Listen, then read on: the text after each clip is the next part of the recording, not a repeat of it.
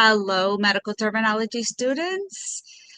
We are now in chapter 5 of our medical terminology book, and chapter 5 is the digestive system. As you can see, there's only one chapter due for this week, and it's because the digestive system is actually really big. Most of the time, we look at the digestive system, it's like, oh yeah, we eat, eliminate, but it's much, much, much bigger than that. If you've not taken anatomy and physiology before, you'll realize how big this system actually is with all of the organs involved in the system. All right, so let's get to it here. The digestive system. Starting off on page 93 in your textbook, you can see this just shows you the digestive system. And looking at this picture, it doesn't look, you're like, oh, okay, whatever. But when we look at the alimentary canal or the primary organs of the digestive system, we start off with our mouth, go all the way through our body, and then we end with our our large intestine, which ends with our anus, where we expel our waste. We have accessory organs that are also contribute to the digestive system, starting off with our teeth, and then we have all the way down to our pancreas, which helps to excrete enzymes to help us break down the food in the digestive system. Couple of root elements that you might see in here: aliment, digest, gastro. We've already seen gastro in several of the chapters before us. You're going to see it quite a bit in this chapter. Functions of the digestive system: ingestion, propulsion, digestion, secretion, absorption, elimination. Most of those terms you can actually break down and identify if they have a prefix, a root word or combining form, and a suffix to determine their definition. Here's some other terms that you're going to see.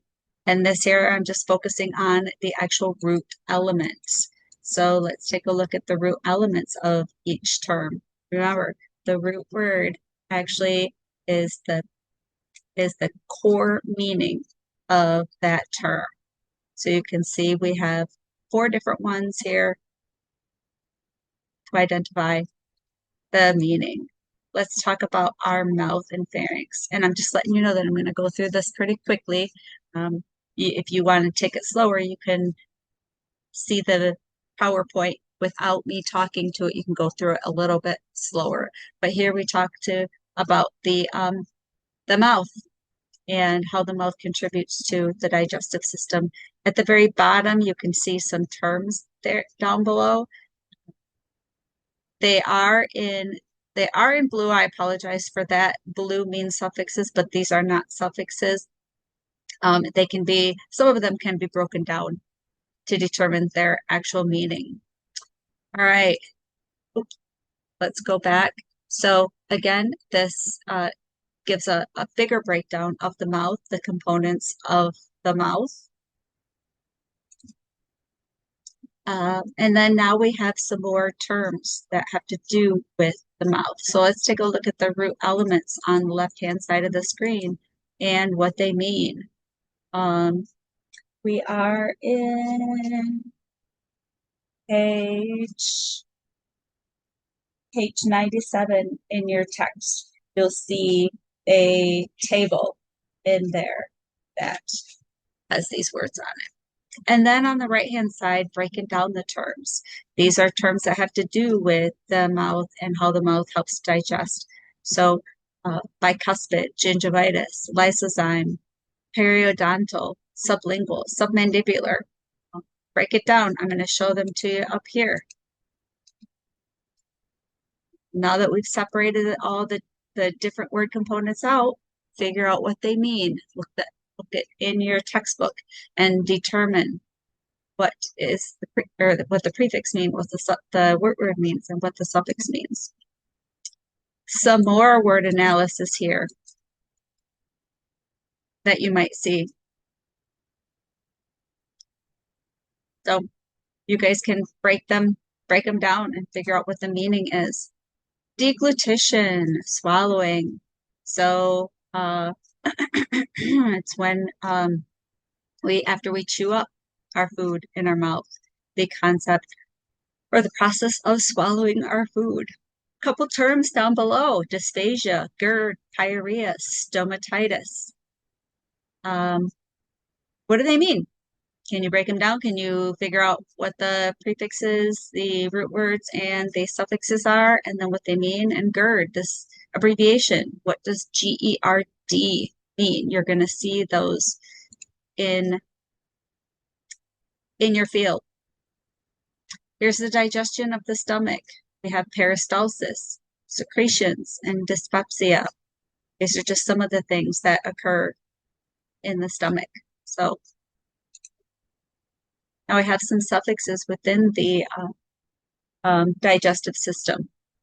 All right, we have these suffixes. Well, then what do they mean?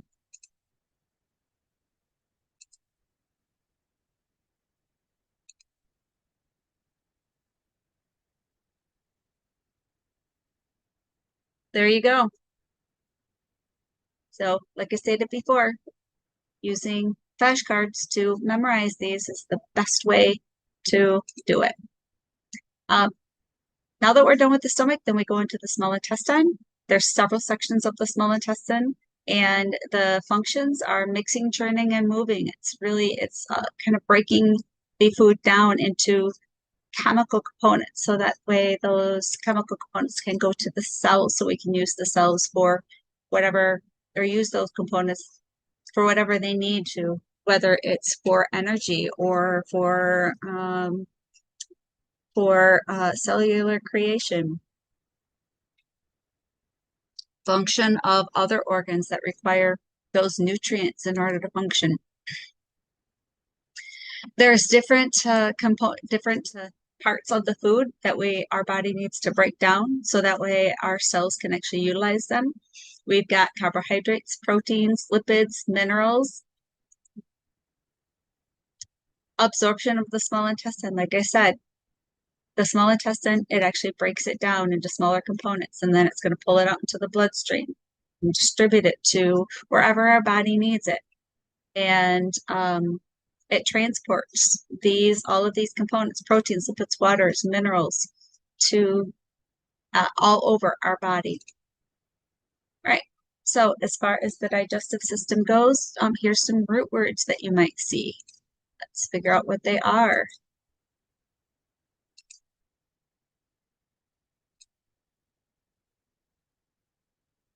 All right, there you go. The large intestine. Here we go. Here's the structure of the large intestine. In the large intestine, it's not as big as the small intestine. The small intestine is actually longer, I should say. It's skinnier. The large intestine is going to be definitely wider. This is where you're going to bulk up the waste so we can expel it out. Here's the functions of the large intestine. We have absorption, secretion, digestion, peristalsis, elimination. Some other terms or word definitions that you might see in the large intestine. Go. And then now we go to our accessory organs. Our liver is one of our accessory organs. Location, LUQ, means left upper quadrant. Your stomach is actually created into quadrants. It's kind of like an X, just like this. So when we put the X in our abdominal area, we're going to find that oh, wait a second, that's not left upper quadrant. The liver is located in the right upper quadrant. I need to change that. So the right upper quadrant, my apologies. Here's the functions. You guys can read the functions of the liver.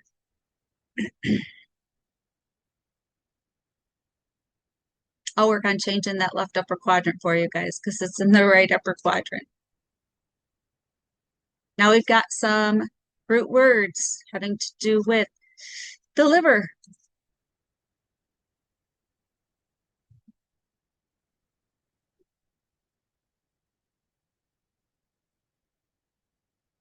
And then now we have some words, breaking down the words. What do they mean?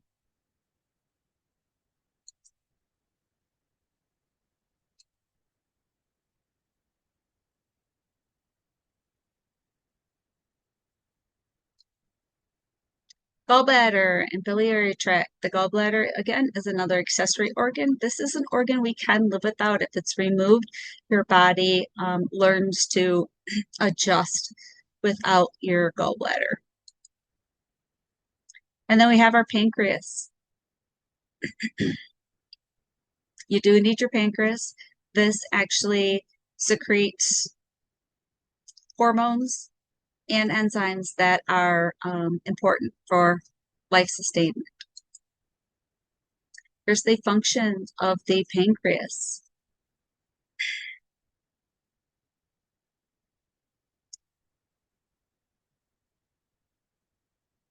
Some other words.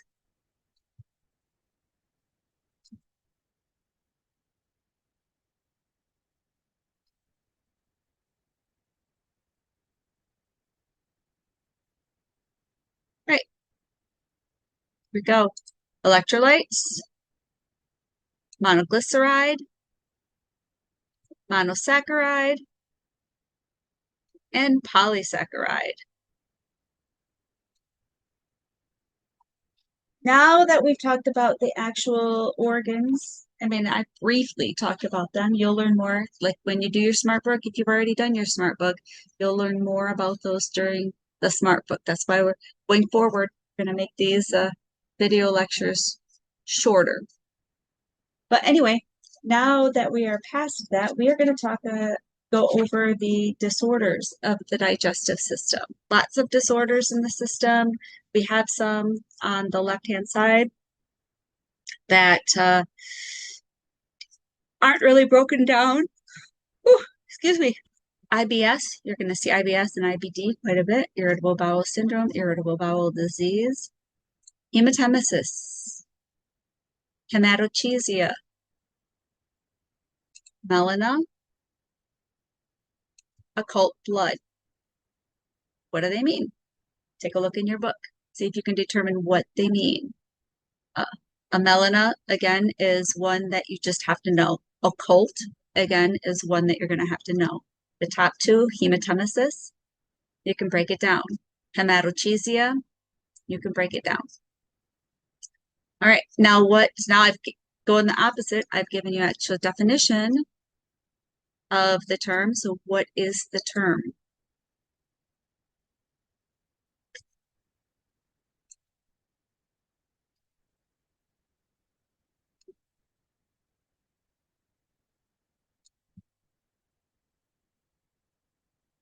There you go. Disorders of the mouth. Let's talk about disorders of the mouth.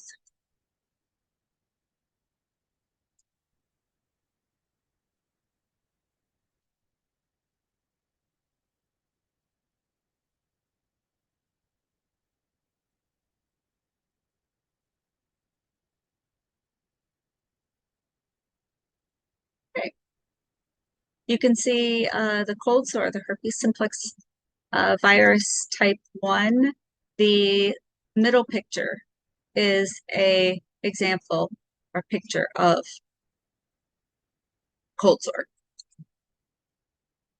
Disorders of the esophagus, we have esophagitis, gastroesophageal reflux disease, GERD, we asked about that earlier, hiatal hernia, esophageal varices, and then cancer of the esophagus. Disorders of the stomach, gastritis, peptic ulcers, gastric ulcers, and then we have gastric cancer. Disorders of the small intestine, gastroenteritis, celiac disease, and dysentery. Here's some other disorders of absorption, your ability to not absorb the food. So there's a condition called malabsorption syndrome. And then we also have malnutrition. You want to know the difference between those two? Again, you probably see it in your smart book or you can look it up. And then lactose intolerance. This is where your body is not able to break down the lactose, doesn't have the enzyme needed for you to break it down. And then dehydration. All right. I apologize. I know that coming up here, the breaking down of these terms is going to be a little bit small. It's kind of the way I could fit it on the screen. So disorders of the large intestine, appendicitis, diverticulosis, ulcerative colitis. We already talked about this next one, irritable bowel syndrome, polyps, obstruction, intussusception, proctitis. Disorders of the anal canal. Now we're talking about the anus, the very last part of the gastrointestinal system. Hemorrhoids, anal fissures, anal fistulas. And then disorders of the liver, hepatitis, cirrhosis, hemochromatosis, and hyperbilirubinemia.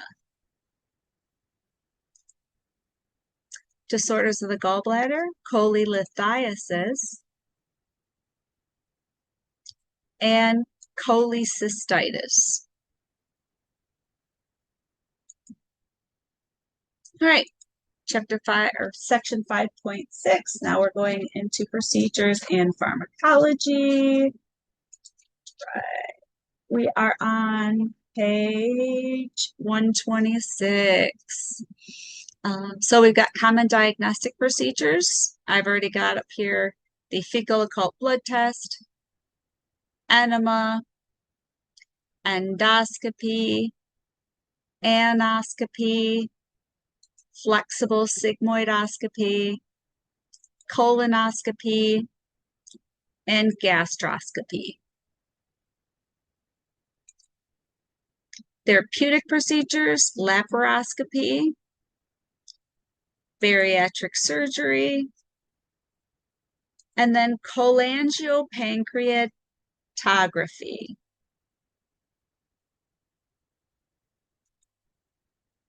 Some more, herniorrhaphy, polypectomy, hemorrhoidectomy, and cholecystectomy. Some suffixes again. What are the meanings of the suffixes?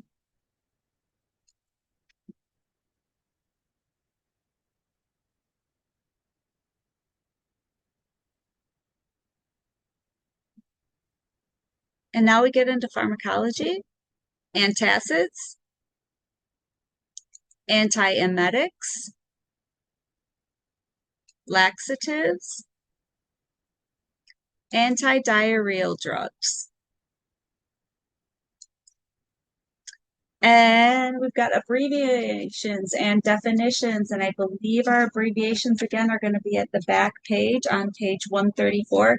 There's a table there where you can identify the different abbreviations. We have GERD, HSV1, which we've already seen GERD. I think we've seen HSV1 on there. We've seen IBD, IBS. BM is one that we haven't seen. GI as well. That's it for chapter 5 about the digestive system.